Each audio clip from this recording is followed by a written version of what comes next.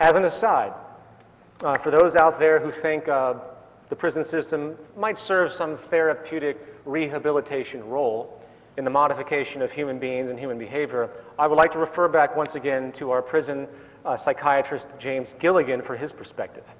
He states, "The most effective way to turn a nonviolent person into a violent one is to send him to prison. The criminal justice and penal systems have been operating under a huge mistake, namely the belief that punishment will deter, prevent, or inhibit violence, when in fact it is the most powerful stimulant of violence we have yet discovered." Now, here's a very interesting one, social mobility. Social mobility has to do with the class relationship that you have upon your birth and how easy it is for you to move up out of that class or lower than that class during your life. In other words, if you're born into poverty, how much of a possibility do you have to become wealthy? Well, as you can see by this chart, the United States, home of the American dream, has the lowest mobility rate of all the countries in the sample set. There are very high odds that if you're born into poverty, you will stay in poverty. Likewise, if you were born into great wealth, you will stay wealthy most likely for the rest of your life. And if you think about it, it's really a form of class segregation.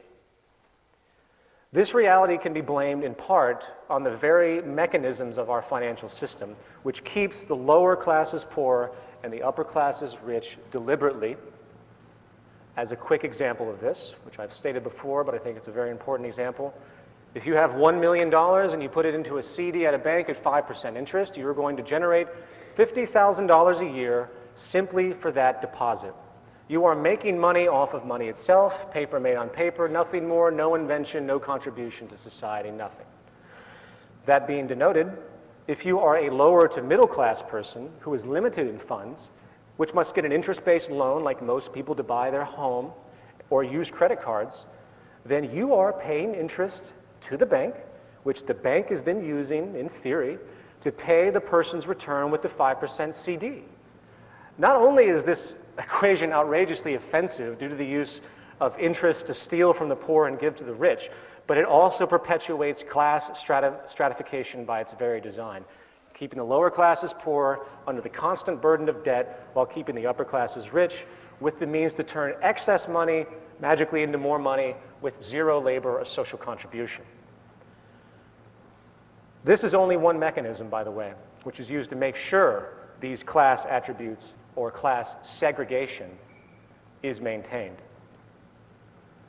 Infant mortality, very simply, more high in unequal countries than less unequal countries.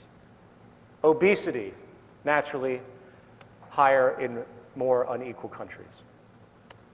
Teenage birth rates, higher in more unequal countries. Innovation, I love this one, because it's a total slap in the face to all of those party line toting market enthusiasts who seem to think that the competitive-based incentive system of seeking profit translates into new innovations for the common good. I'm sorry to say, that isn't the case whatsoever. Using the measure of patents per million, Finland, Sweden, and Ireland trump the United States when it comes to invention. And finally, let's take a look at an aggregate summation that was compiled of the many points that we have just examined. This chart shows life expectancy, math, literacy, infant mortality, homicides, imprisonment, teenage births, trust, obesity, mental illness, drugs, alcohol use, and social mobility. As you can see, in the United States, with the highest level of stratification, we are the absolute worst. And just to make sure you understand this analysis clearly, here is a chart showing absolute income of the same thing you just saw. As you can tell, there is no pattern. There is no trend regression line. Here they are side by side, so you can see how viable this information really is. The trend is very clear about the ramifications of inequality in a given country or social environment. As a final point on this topic of inequality and its consequences, I want to bring up a study called the Whitehall study, which was in 2 rounds, 1 and 2, stretching over, I believe, about 60 or 70 years. Professor Michael Marmont of the Department of Epidemiology and Public Health at University College of London was the director of these studies. He used the British civil service system as the subject group, and they found that there is a gradient of health quality in industrialized societies, which is not simply a matter of poor health for the disadvantaged and good health for everyone else. Something else was happening. Remember, this is the UK, which has socialized healthcare. So everyone essentially has equal access to the same amount of healthcare. They found, regardless of this, that there was a social distribution of disease as you went from the top of the socioeconomic ladder to the bottom. And the types of diseases that people would get would change on average. For example, the lowest rungs of the hierarchy had a 4-fold increase of heart disease-based mortality compared to the highest rungs. And this pattern was, to a certain degree, again, irrespective of access to healthcare. This is just one example, by the way. It's a gradient of health problems that emerge that cannot be explained by absolute income. And it, in fact, goes back to the stress response if you go into it and research these points. Even in a country with universal health care, the worse a person's financial status and position in the hierarchy, the worse their health is going to be on average.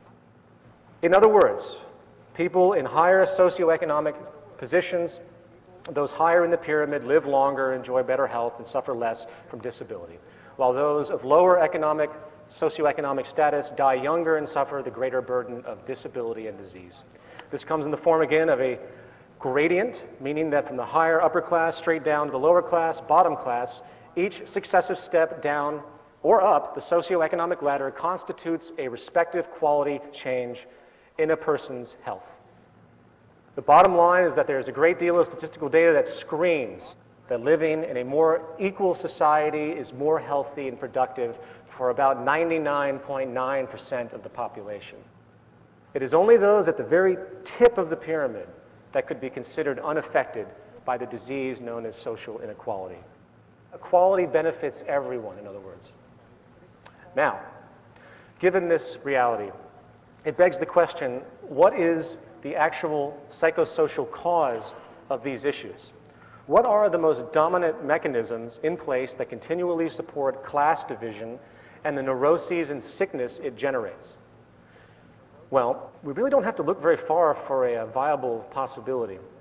The cultural programming wing of the market system is the advertising industry, which serves to perpetuate the consumption values that you see around you. However, it goes much deeper than that. It goes much deeper than just getting people to buy things for a specific company's profit. The fact is, the values of materialism and consumption are of dire importance to the operation of the world economy. Without those values, the system would falter, and let me explain why. At the core of the economy as we know it lies the unalterable requirement for constant, perpetual, cyclical consumption.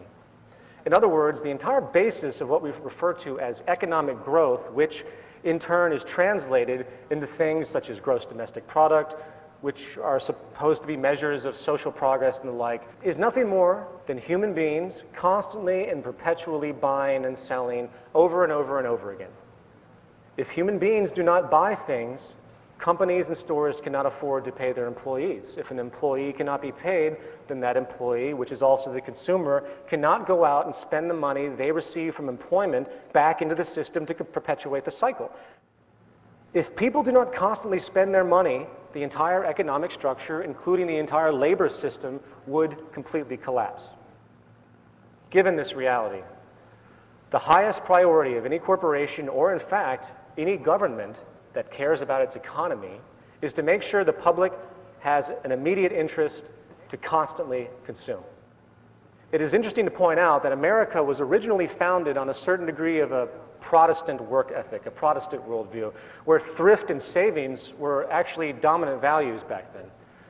Since that time, advertising agencies had to switch their arguments from utility-oriented angles to those engaged in for emotional appeal and status enhancement. Americans now consume twice as much as they did before the end of World War II. As an historical note, One of the leading figures in this American value hijacking, as I would call it, is a man named Edward Bernays. Bernays is most famous for his book called Propaganda, in which it was